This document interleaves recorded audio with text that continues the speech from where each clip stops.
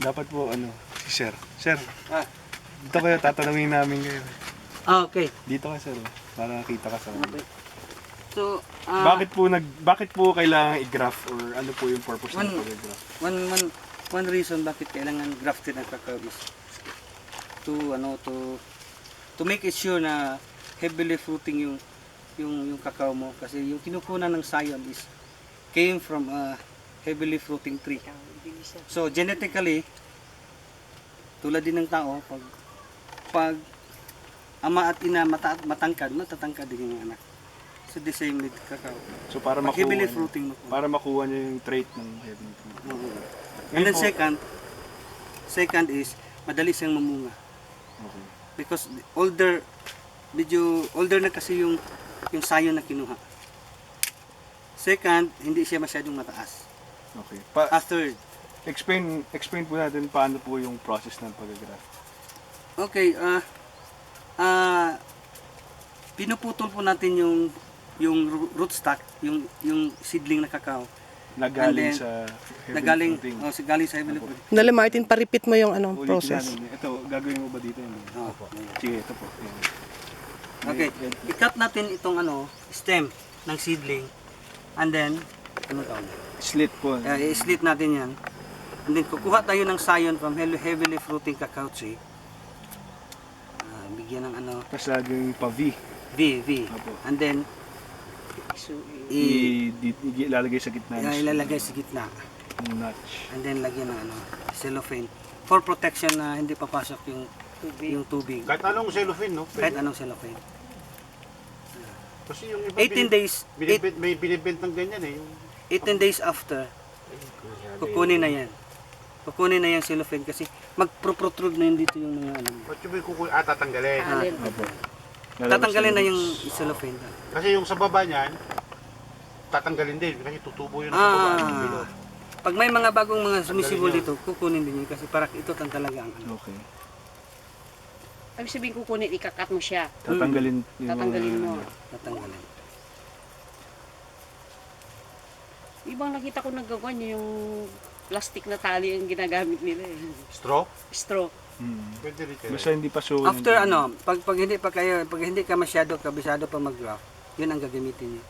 After ganyan, lagyan niya ng straw pag ganyan. Yung ice candy wrapper. Pero sa kanila diretso na. Bakit? Bakit Para watertight. Hindi talaga papasok yung tubig. tubig? Kailangan tight yung Tight. pagtali mo. Wala akong ititirang dahon. Talagang tatanggalin yung dahon. Iwan ka ng baba, 3 to 4 or at least 1. Pero kung wala talagang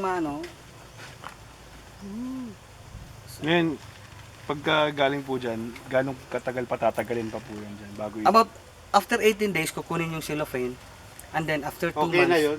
After 2 months. established na Opo. yan. After Ilalagay 2 na sa months, lupa. hindi, after 2 months pwede na siya mag-field planting. Field planting.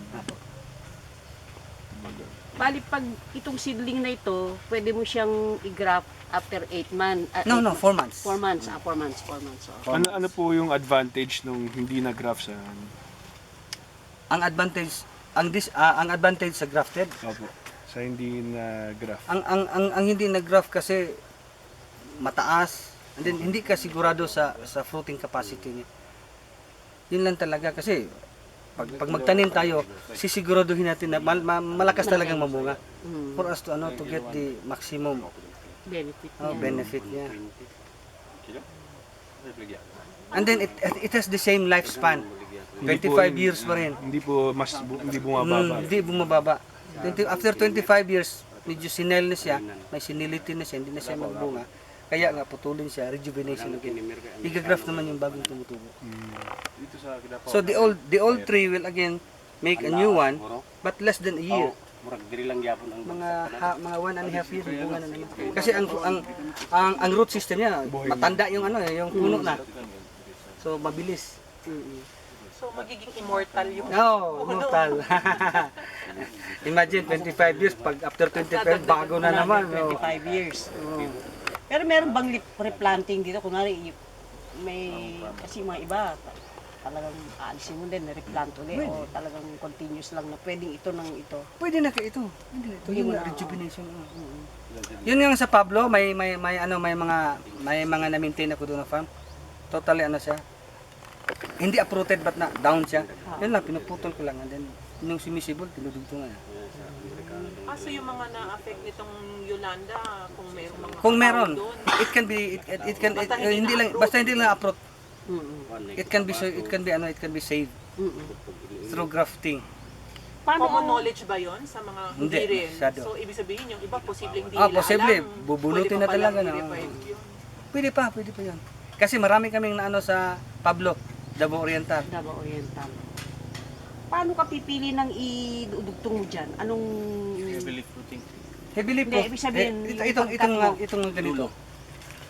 Pag may sumisibol na mga maliit na medyo parang magsanga siya. Ito, may Mga nodes ng Ay, bago. ganyan, o... ito. Hindi, oo. Ayan. Oo. Hindi yung... Sa iba kasi pagka kung ginagawa nila yung... Meron man yan pero medyo matagalan ka. Panigurado ito. Ilan ang magamit? This is about 4 or 3 cuttings. Pwede mo pakita ulit kanina yung pinutol mo, tas sabi mo yung length na yon, makakakuha ka pa ng mga apat. Ito. This is a scion intended for grafting, and then it can be cut into three cuttings, good for 3 to 4 cuttings, good for 3 to 4 seedlings. And then this is only 3 pesos. This is less than 1 peso pa rin. So that's more than 12 More. Minimum of 12 inches. Inches. Minimum. Ano din, pag ganito ang klaseng sayon ang kinukuha, ang binibigay mo, you can, basta magaling lang ang mga grafters, you can have about 90 to 99% hindi, Ayun, success rate. success rate. Hindi, mali mortality success rate. So you buy a seedling and then you graft a scion. After 4 months, Seeds. they will buy from you a seedling. The seeds. Seeds. The seeds. Then, tuturuan ko sila how mag-seedling. pag seedling, how it will be done, maintained. And then after 4 months, You'll bring a scion. mag-order sila sa akin ng sayon. And then, tatanungin ko sila, pencil size talaga. This is, more than this is pencil size. Yan. Pero Pencil gaano kahaba yung travel time from here to yung pupuntahan ng sayon para hindi siya apektado? Yun, tatanungin ko nga if how many days aabot ng LBC. Mostly LBC the following day. If it is the second day, pwede pa rin. This will last for 5 to 6 days. So ganito na, wala ng dahon. Wala nang dahon ganito na. And then, ano pa namin ito? Ipo-process, is-soak, and then isprayan pa ito natin ng something na for mag-germinate lang talaga siya. Rooting hormone. Ah. It won't root in itself. Parang yan itusok sa lupa. Pero or kung ilubog dito sa lang, tubig. kung dito lang kami, wala kami nagamit na. Hindi ako nagamit niyan. ng Yung hormone. Growth hormone. hindi, ibig sabihin, this alone won't root by itself. Kailangan talaga ng Yes. Kailangan talaga ng rootstock. Okay. Hindi gaya Kailangan talaga ng seedling. talagang kailangan. Hindi tulad ng kape na nag-ano sila ngayon, tangan lang growth hormone, diretso na. Mm-mm. Ito hindi. Nag-try kami, wala. May try Kahit kami lagyan dito. ng rooting hormone, kahit lagyan ng... Kahit lagyan, hindi. So, dapat Nag-try talaga kami may dito seeds ng ka ano, talaga, yung crop isang seeds. klase din na ino-introduce ng UP Los Baños, yung juvenile grafting. Maganda pero hindi masyado hindi pa masyado